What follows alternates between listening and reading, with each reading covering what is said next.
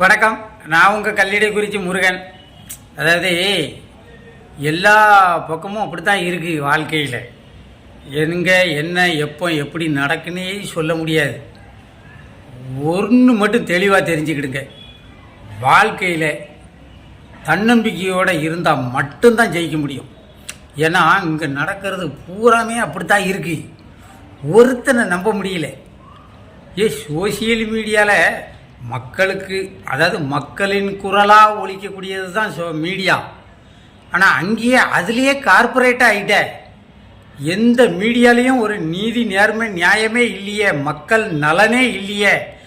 ஆட்சியாளர்கள்கிட்ட பணம் வாங்கிக்கிட்டு அவங்களுக்கு தகுந்தால தான் நியூஸ் போடுதாங்களே தவிர மக்கள் சார்ந்து மக்களுக்கு ஒரு விழிப்புணர்வை ஏற்படுத்துகிற மாதிரி பத்திரிகையோ ஊடகங்களோ இல்லையே. அந்த காலத்தில் பத்திரிகை புரட்சிலாம் ஏற்பட்டுச்சு. பத்திரிகையில் வர செய்தியை வச்சே ஒரு மிகப்பெரிய அரசியல் மாற்றம்லாம் நிகழ்ந்துச்சு. இப்போது எல்லார் கையிலையும் உள்ளங்கைக்குள்ளே உலகம் இருக்குது. ஒரு அரசியல் மாற்றமும் நிகழ மாட்டாங்க.